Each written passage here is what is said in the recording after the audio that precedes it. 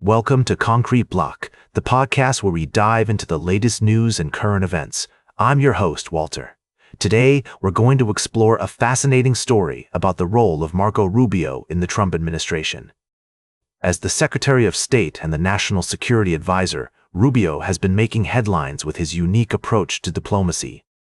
Recently, it's been reported that Rubio has been spending more time at the White House, advising President Trump on national security matters, rather than traveling abroad as Secretary of State. This has raised some eyebrows among diplomats and foreign policy experts, who argue that the two roles are incompatible and demand different skill sets. On one hand, Rubio's presence at the White House allows him to have a significant influence on the president's decision-making process. As National Security Advisor, he is able to coordinate with other agencies and departments to develop policy advice for the president. On the other hand, his reduced travel schedule as Secretary of State has led some to question whether he is fully engaged with foreign leaders and able to effectively represent American interests abroad. Some experts, like Dr. Emma Ashford from the Stimson Center, have noted that while it's not uncommon for presidents to delegate major diplomatic tasks to individuals other than the Secretary of State, Rubio's arrangement seems unusual. Rubio clearly prefers to stay close to Trump, she said. Others, like Professor Matthew Waxman, who held senior roles in the National Security Council and State Department during the George W. Bush administration, argue that combining the two roles is generally a mistake. Despite these concerns, Rubio has defended his approach, saying that his twin jobs really do overlap in many cases, and that he is able to meet with visiting dignitaries at the State Department before returning to the White House.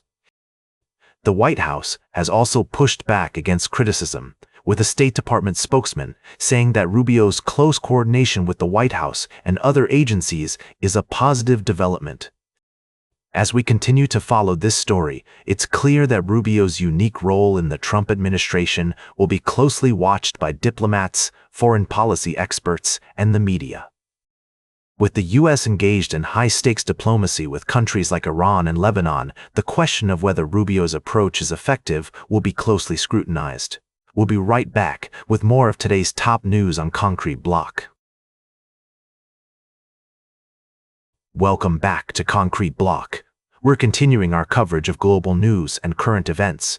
Our next story takes us to the Middle East, where Palestinians have been voting in local elections that, for the first time in 2 decades, include the Gaza Strip. This symbolic inclusion aims to reinforce the Palestinian Authority's claim to authority over the territory from which it was ousted by Hamas in 2007. The elections are seen as a step towards potential national elections and reforms to increase transparency and accountability within the Palestinian Authority. However, the process has been complicated by Israel's withholding of tax revenues, which has strained the PA's ability to pay wages and raised fears of economic collapse. In Gaza, voters welcome the opportunity to participate in the democratic process, with many seeing it as a message to the world that the Gaza Strip and the West Bank are a single geographical unit. Despite widespread destruction and electricity constraints, voting took place in the city of Deir al-Balah, with candidates running under various factions, including Fatah and independent lists. It's worth noting that Hamas, which has ruled Gaza for nearly 2 decades, has not formally nominated any candidates but is believed to have aligned candidates participating in the election. The performance of these candidates could provide insight into the group's popularity among Palestinians. As results are expected to be announced later today or tomorrow, the international community will be watching closely to see how these elections might impact the broader peace process and the prospects for a two-state solution. With complex issues at play, it's essential to approach this story with nuance and understanding of the various perspectives involved. Welcome back to Concrete Block. As we wrap up today's show, let's take a look at some international news that's been making waves. The U.S. Treasury Department has imposed sanctions on Hengli Petrochemical, a Chinese refiner, for purchasing oil from Iran. This move is part of the U.S. efforts to restrict Iran's oil exports and put pressure on its economy. According to reports, Hengli has been one of Iran's largest customers for crude oil and other petroleum products, with purchases worth billions of dollars. The sanctions also target around 40 shipping companies and tankers involved in transporting Iranian oil. This development is significant as it highlights the ongoing tensions between the US and Iran, as well as the complex relationships between major world powers like China and the US. China has been a key player in the global energy market, and its private refiners have been important customers for Iranian oil. It's worth noting that these sanctions may have implications for the global energy market, potentially affecting oil prices and supply chains. However, it's also important to consider the geopolitical context and the various interests at play.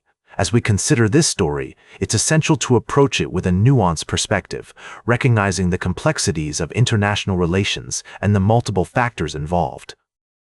By staying informed and engaged, we can better understand the world around us and make sense of the evolving global landscape.